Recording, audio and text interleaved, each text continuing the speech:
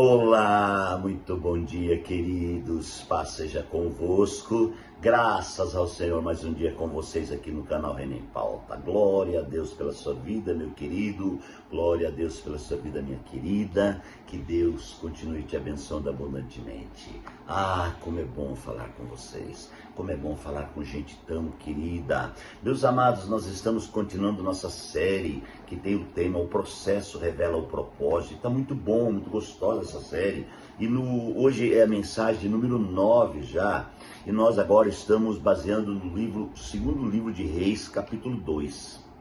Amados, e aqui no segundo livro de Reis, capítulo 2, versículo 1 e 2, nós então partimos aqui de Gilgal, que é o primeiro ponto. A partir de Gilgal, onde significa círculo em volta de pedras eretas ou pedras plantadas, nós então já falamos na reflexão número 8, que Deus está tratando da dureza do nosso coração.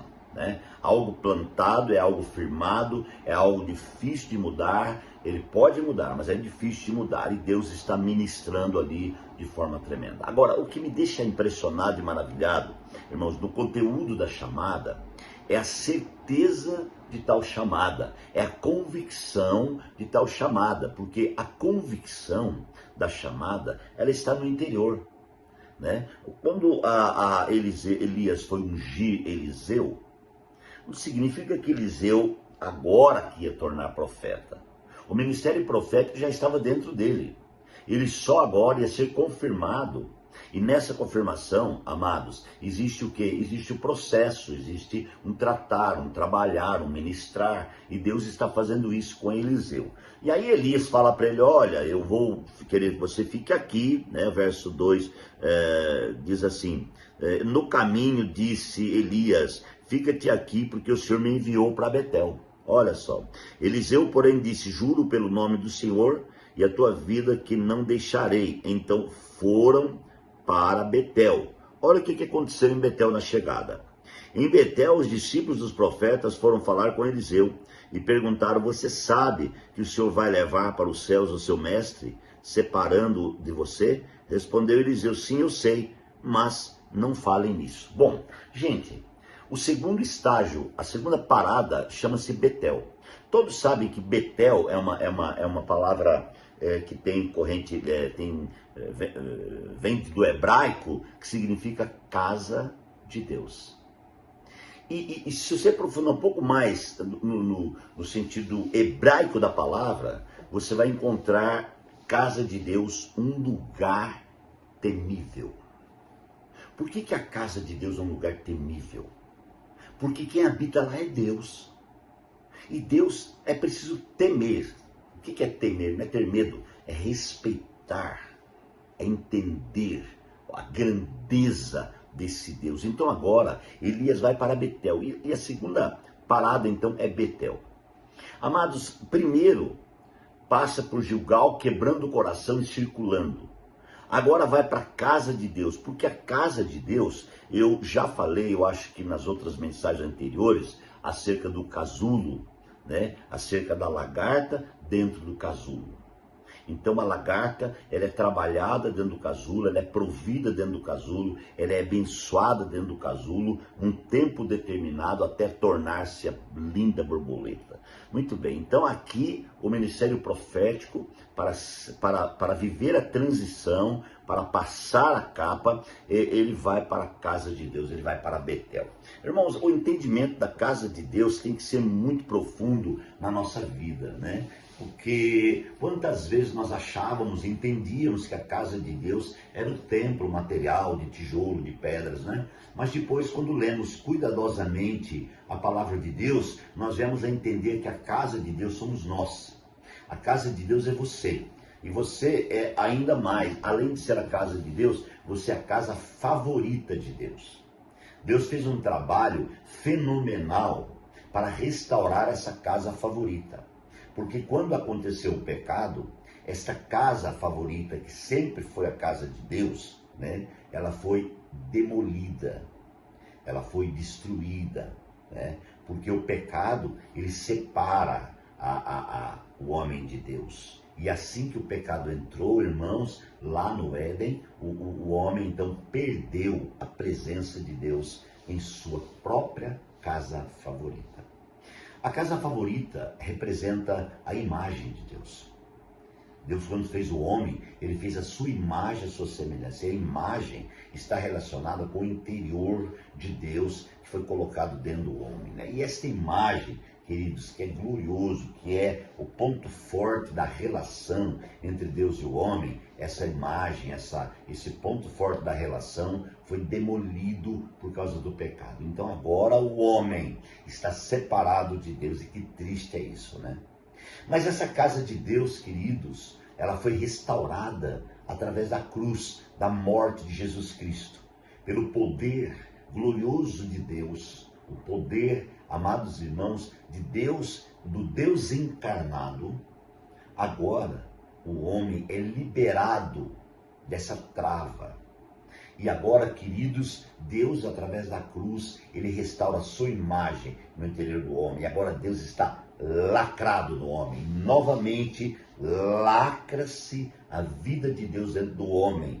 E isso é muito claro na palavra de Deus, quando Jesus sopra sobre os discípulos ali após a sua ressurreição, antes de ser ascenso aos céus.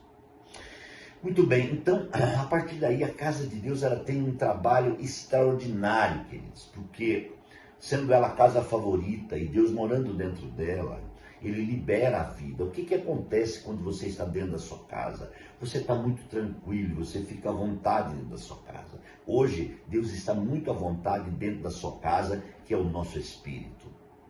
E nesse lugar é onde nós somos providos pela vida de Deus. Porque a casa de Deus, irmãos, a vida prática da igreja, né? Esse mover dessa casa chamada igreja, irmãos, existe ali um trabalhar de Deus dentro de cada um de nós, uma provisão. Nós estamos providos da misericórdia de Deus, da bênção de Deus, da cura de Deus, do poder de Deus, da unção de Deus, da revelação de Deus dentro dessa casa. Essa casa é a mais perfeita relação do homem e Deus. Então isso nós chamamos de vida prática. Irmãos, na vida prática, o homem, né, e Deus são um. E a palavra confirma isso. Então nesta unidade existe o que? Revelação. Então Eliseu, na casa de Deus, ele precisava ter a revelação. Ele precisava ter o entendimento. Revelar o que é. Revelar é mostrar algo que você não sabe, que você não imagina. E essa revelação acontece na casa de Deus. Imagine a lagarta dentro do casulo. No tempo determinado que ela fica dentro do casulo, é revelado no interior da lagarta o que ela será. O que vai acontecer com ela. Da mesma forma com você na casa de Deus. Quando você está na casa de Deus e você vive a casa de Deus e você ganha essa realidade, você é provido das revelações mais profundas do Pai. E nessa relação, então, gloriosa, a revelação chega e Deus começa a revelar onde você vai, quem você é, por que você vai. Então você vive, irmãos, uma relação de revelação. É o Pai revelando para o Filho. É o Filho tendo todo o entendimento do coração do Pai. Isto é simplesmente maravilhoso. Então nós, na vida prática da igreja, somos revelados, primeiro, em relação a nossa salvação comum, a nossa salvação do Espírito, a nossa salvação judicial, a nossa salvação da vida da alma e a nossa salvação orgânica, né? Essa revelação, esse mover, amados irmãos, do casulo, esse mover da casa de Deus traz toda a revelação. Por isso que é muito importante ganhar a realidade de quem somos na íntegra. Porque enquanto eu acho que eu sou religioso, ou bom religioso, enquanto eu acho que eu sou membro da igreja evangélica apenas, ou de qualquer outra igreja, ou qualquer outra denominação, eu vou viver uma vida rasa de entendimento, rasa de revelação, porque meu entendimento está ligado ao que é material, está ligado ao que é jurídico, ao que é CNPJ, ao que é organização humana. Então eu saio do plano essencial de Deus, que é a vida prática, que é a vida em comunhão, que é a relação poderosa com o Pai em restauração. Então a casa de Deus, irmãos, para todos nós é um dos pontos mais importantes, ganharmos toda essa visão e toda essa revelação. E agora os nossos amados irmãos Elias e Eliseu estão exatamente na casa de Deus. E me chama muita atenção também Eliseu não abrir mão. O profeta até diz: fica aqui em Gilgal, porque eu vou para Betel, o Senhor me enviou para lá. E Eliseu conscientemente disse: não farei isso, eu vou contigo para Betel, porque é importante, necessário. Outro ponto que eu quero concluir essa reflexão com esse ponto, é que quando foram para lá, o que aconteceu? Os filhos dos profetas procuraram quem? Eliseu. E falaram: você sabe que o seu senhor vai ser tomado de ti? Você sabe disso? Eliseu falou: eu sei, mas não fala sobre isso. Incrível, né? Que a voz de Deus no ministério profético, irmãos, ela é tremenda. E essa voz profética, essa voz de Deus está em todo lugar. Deus está usando pessoas para profetizar, para falar, para ministrar, para liberar.